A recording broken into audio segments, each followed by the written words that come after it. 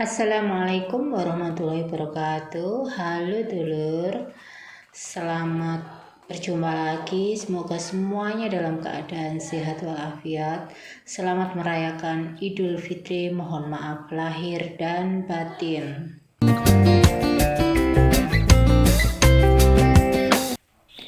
Halo dulur, kali ini kita akan membahas tentang lumpy skin disease atau disingkat dengan LSD atau lebih dikenal dengan penyakit lato-lato. Apa itu? LSD adalah penyakit kulit infeksius yang disebabkan oleh lumpy skin disease virus atau disingkat dengan LSDV yang merupakan virus bermateri genetik DNA dari genus Capripox virus dan famili Poxviridae. Wis pokoke ngono kuwi dulur. Sing jelas iki penyakit kulit yang disebabkan oleh virus. Nah, virus ini umumnya menyerang hewan sapi dan kerbau. Belum ada laporan terkait kejadian LSD pada rumenansia yang lain seperti kambing dan domba. Artinya umumnya penyakit LSD itu ditemukan menyerang kepada hewan sapi atau kebo.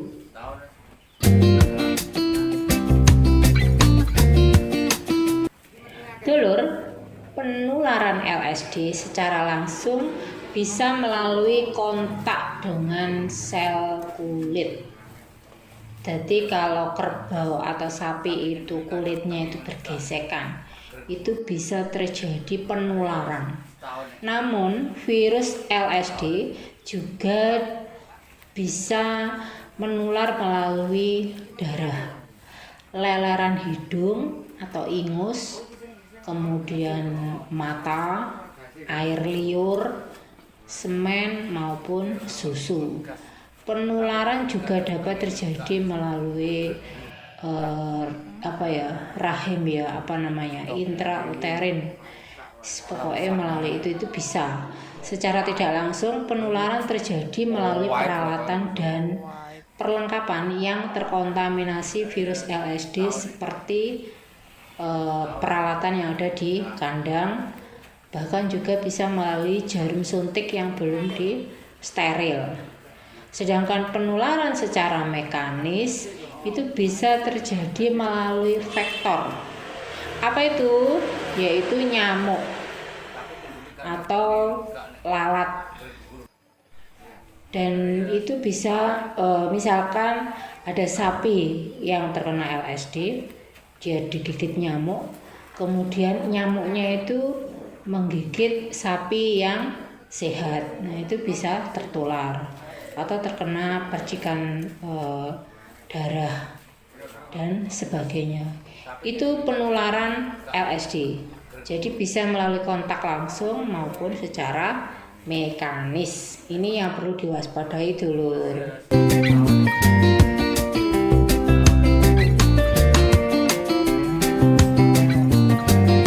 Penyakit LSD itu pertama kali dilaporkan di negara Afrika, tepatnya di Zambia pada tahun 1929 dan terus menyebar di benua Afrika, Eropa hingga ke Asia. Pada tahun 2019, LSD dilaporkan di negara Cina dan India. Lalu setahun setelahnya dilaporkan di Nepal, Myanmar, dan Vietnam. Pada tahun 2021, LSD telah dilaporkan di negara Thailand, Kamboja, dan Malaysia. Dan saat ini sedang menyebar di negara Indonesia pada tahun 2023. Ini yang perlu diwaspadai, lur.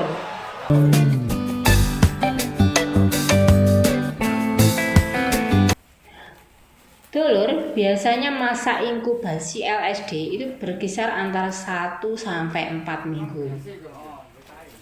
Jadi melalui gejala awal itu akan terlihat 1-4 minggu kemudian, walaupun mortalitasnya atau angka kematian penyakit LSD ini masih di bawah 10%. Namun jumlah yang sakit itu sering dilaporkan sekitar 45%. Artinya walaupun LSD itu tidak menyebabkan kematian yang besar, tapi banyak juga yang terjangkit itu tidak dilaporkan atau dilaporkan hanya sekitar 45%. Nah ini lur, artinya ya ini tetap harus diwaspadai dan dicegah.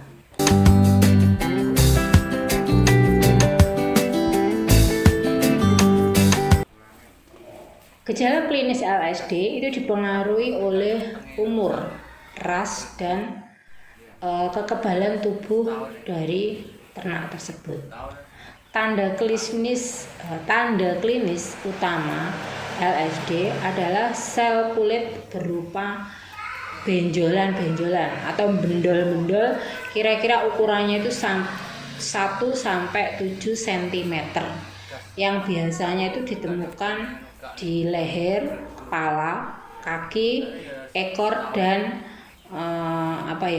ambing susu. Pada kasus yang berat, benjolan-benjolan itu dapat ditemukan di hampir seluruh bagian tubuh sapi.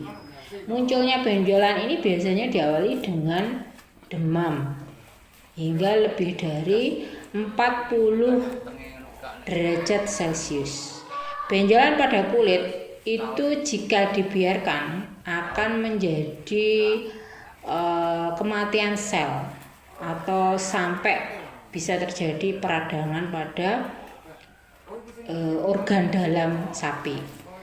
Sedangkan tanda klinis lainnya itu bisa dilihat sapi itu terlihat lemah atau ngiler irungnya, kemudian matanya itu berair, dan juga terlihat pembengkakan pada kaki.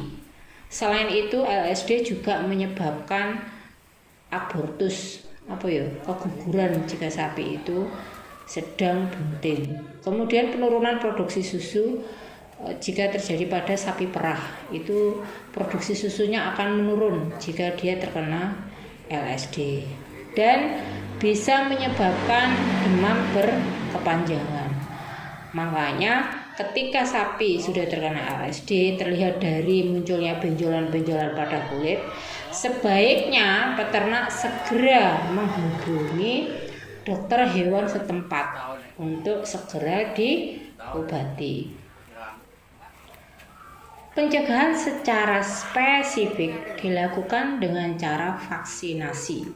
Sebagian besar vaksin LSD adalah live attenuated. Pokoknya sebagian besar itu di negara-negara yang terkena itu melakukan vaksin LSD. Namun juga tersedia dalam bentuk inaktif. Vaksinasi untuk daerah bebas LSD seperti di Indonesia itu memang belum dilakukan, namun patut waspada. Makanya saat ini karena sudah menyebar, mungkin akan ada tindakan untuk mencegah penyebaran penyakit LSD ini, karena ini sangat gawat loh, sudah menyebar di beberapa daerah. Mudah-mudahan tidak terjadi pada ternak para dulur sekalian. Selain pencegahan dengan cara vaksinasi, itu juga yang kedua bisa dilakukan karantina. Misalnya di daerah dulur sekalian belum ada vaksinasi LSD, ya kita harus segera melakukan pencegahan dengan cara sapi yang terkena LSD itu dipisahkan dengan sapi yang belum terkena LSD. Misalkan dalam satu kandang itu ada beberapa ekor sapi, jadi harus dipisahkan supaya tidak tertular. Yang ketiga, pengobatan. Karena sapi itu sudah terinfeksi LSD, otomatis harus segera diobati untuk menghilangkan nyeri pada kulit dan demam atau gejala-gejala klinis yang terjadi pada sapi tersebut. Nah, ini harus diobati. Jadi sedulur sekalian harus segera memanggil dokter hewan setempat. Pencegahan berikutnya adalah pengendalian serangga. Seperti yang tadi saya sebutkan, LSD itu bisa menular melalui laler atau lalat dan juga bisa melalui nyamuk. Nah, pencegahan ini harus dilakukan. Bagaimana caranya? Lalat itu tidak hinggap di sapi yang terkena, kemudian hinggap di sapi yang sehat. Harus dicegah. Caranya bagaimana? Kebersihan kandang harus terus dijaga. Kemudian bisa dilakukan penyemprotan menggunakan insektisida. Pencegahan berikutnya yang juga bisa dilakukan seperti yang sudah dilakukan oleh beberapa peternak dan terbukti itu ampuh, yaitu membersihkan atau menyeko kulit sapi atau ternak kita itu dengan air hangat. Setelah dibersihkan, kemudian dikasih gerusan kapur barus atau yang dicampur dengan super tetra secara pelan-pelan, biasanya dicampur dengan minyak. Nah, itu setelah dibersihkan dengan air hangat, itu diblonyoi dengan tadi itu secara merata atau bisa juga dengan menggunakan super tetra. Selain itu, sapi sebaiknya diberikan minuman temulawak, bahkan ada yang menggunakan madu dan telur. Kenapa? Sehingga ada pencegahan untuk menjaga imun sapi itu tetap sehat, dikasih minuman tradisional tadi. Sedangkan untuk mencegah kulitnya itu benjolnya bisa segera kempes dan tidak menyebar ke yang lain, itu kulit sapi harus dibersihkan secara berkala. Untuk lingkungan sekitar mencegah nyamuk atau serangga yang lain menyebar, kandang harus bersih. Disemprot boleh dengan insektisida. Lebih lanjutnya, silakan konsultasi dengan dokter hewan setempat. Mudah-mudahan penyakit LSD tidak menyerang di kandang sapi para sedulur sekalian.